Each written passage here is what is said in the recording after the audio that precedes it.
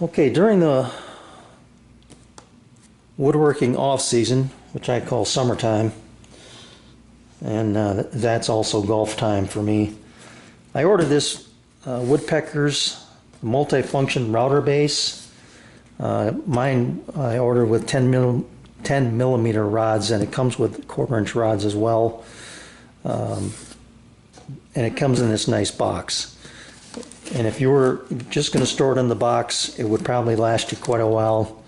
But for me, I wanted something more of a long-term solution. Rather than showing you how I built this box, which I basically did on the fly, and I got real lucky in some aspects of this build, I thought I'd just walk you through what I have here. So you can see that I've engraved the top, like I do with all of my boxes that I built for my tools. You just slide the lid off, and then you'll see that in this box I've got the instructions.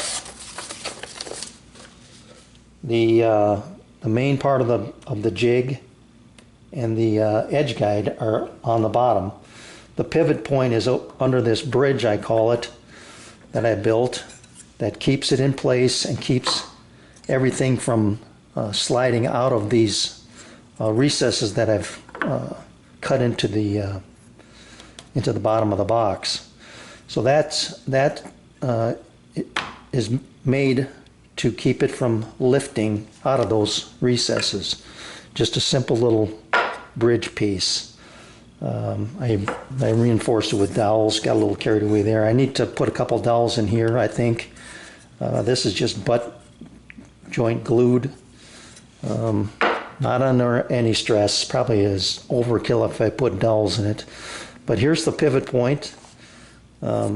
This is basically loose when they ship it, but I decided to put it in here for safekeeping, I guess.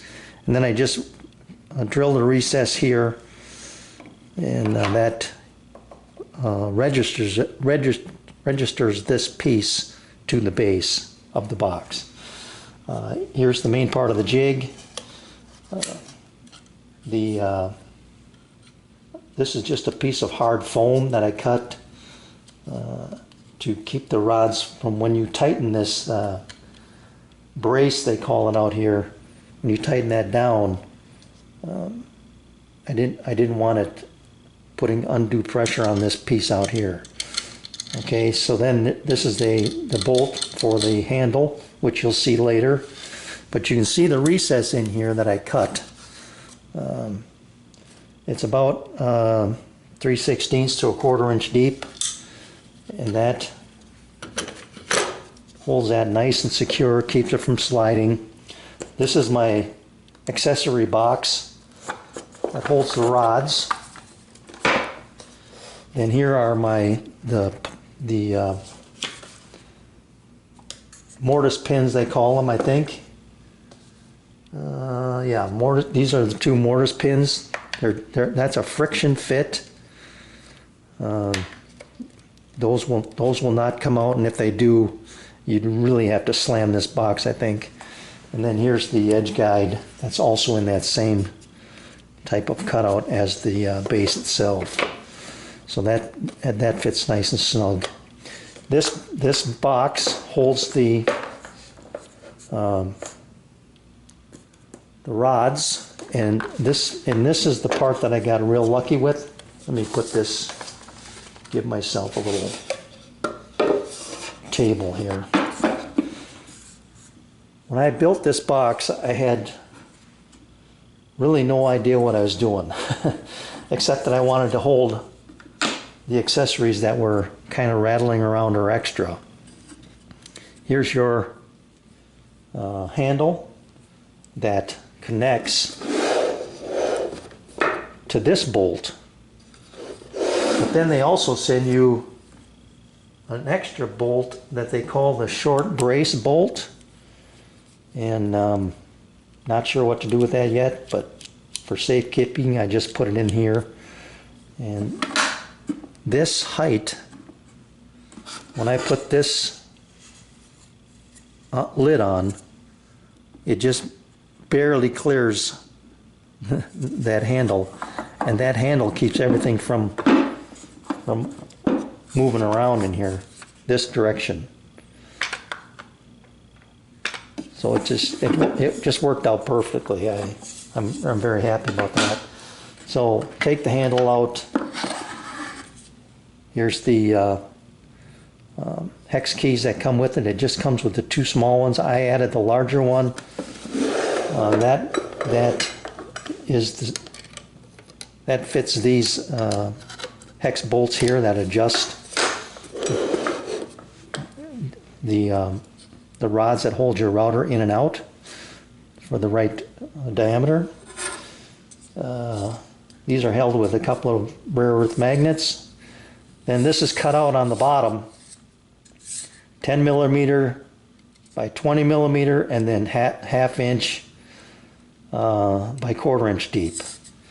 You can see that profile there, I hope. And then the length is determined by the length of the rods. Okay, so the rods are in the bottom here.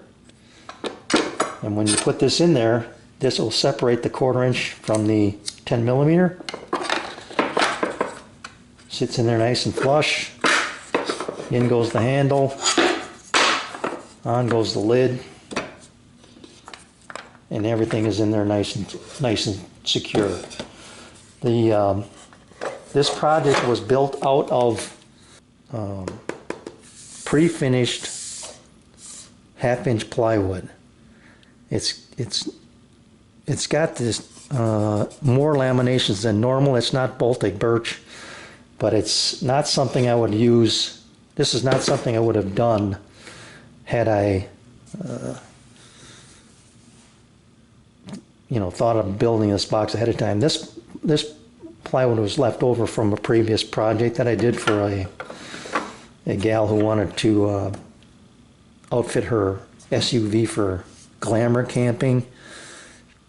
It was her choice. I had a bunch of it left over and I thought I'm going to use it, but it just is, it's not good. it flakes, this finish will flake off from the tool, breaking it off, but for a free box, I'll call it, I'm happy. It ended up being 17 and just under 1/8 long, 3 3/4, 3 3/4 high, and I believe it's 12 inches wide. Yeah, 12 inches this way. So it works out. It worked out great. I just kind of kept going along. This was kind of an afterthought. This was something that I needed to have. I wasn't quite sure what I was going to do there, but that turned out nice. And then it's all in one place, and it's all held in a secure fashion so that it won't be rattling around. Oh, I forgot my directions.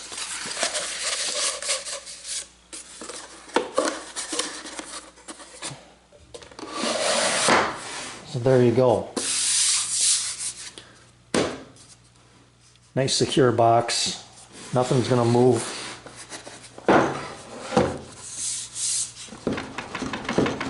Survive, it passes the shake test in my book.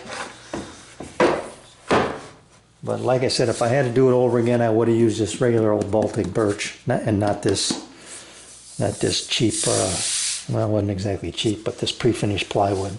So it'll work. It's good enough for this box. Let's put it that way.